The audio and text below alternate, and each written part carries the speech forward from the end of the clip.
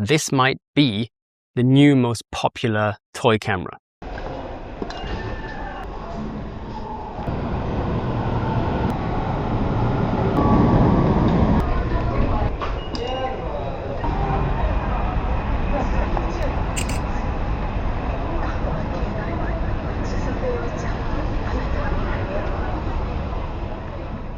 What is up, friends?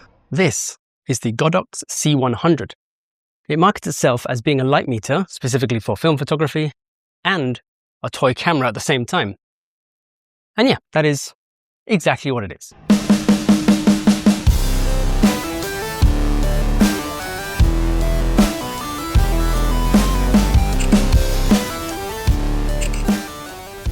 So first thing you'll notice is that it's got no screen, or got a transparent screen, with just frame lines for 16:9, classic 3:2, more nostalgic 4:3, and then square format. And then at the bottom here, it's got a shutter to take a picture. That's it. You can see in the top corner, it's got a little camera icon for photography mode. And then if you switch it to video mode, now it's got a little video icon instead. And if you switch it all the way up to the actual Lightmeter, which is what it's for, you can change the shutter speed and the ISO and the aperture down here to what you want to fix, and it'll tell you what you need to change the other settings to. It uses a center weighted point there that you can see, but I don't think many people are going to be using it for that. Honestly, I think this might be the new most popular toy camera because it's got no screen. You can't check your photos. You can barely compose your photos, to be honest. If you're further or closer to the screen, obviously what's in the frame lines is going to be completely different. So it's actually really hard to compose. I found that if you hold it up to like this far away,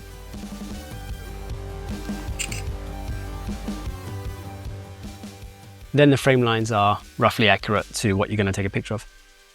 And there's no settings at all. It's not even got EXIF data. When I imported it to my phone and checked, it has no lens data, no even camera data.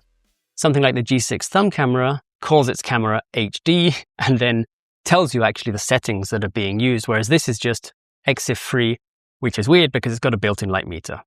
It could easily have the EXIF data on it, but that's it. There's not really much more to say. It's USB-C chargeable, uses a micro SD card. You can transfer straight from USB-C to your computer or your phone. It just acts as a card reader, basically. It does support up to 128 gigabytes, but the file sizes are tiny, so you would have to abuse this to fill that card. I just got an 8 gigabyte card in there because it was like 200 yen on Amazon.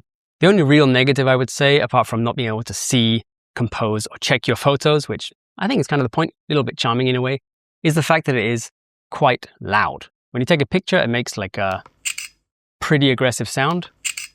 And when you are changing the settings in the Lightmeter, it also makes a sound every time you change something. If they could do one small firmware update, it would be to have a mute option. That's the only thing I would say. What's up? It's Nobi from the future with a couple of very important things that I forgot to mention. Number one is the price. This cost me $25 and I got it directly from China. On Amazon Japan right now, it's around 40 plus. And then in North America, Europe, I imagine it's going to be even more. So if you can make your way around Taobao, AliExpress, get yourself a good discount, because I think at $25, this is a cute little, can be cool toy camera. At $50, it starts to be a bit of a questionable choice, unless you're using it as a Lightmeter as well. Then maybe. Second thing to mention is, of course, the quality. It is 1920 by 1080. It's HD. Video and photo, like a lot of other toy cameras, it's just 1080p photos. And everything is a crop on that. That's it. Back to current Nobi. It's cool. I like it. I think it's tiny. It's got a wrist strap. It takes pictures. It's not for the quality. It's for the vibe. And this is full vibes. Look at that.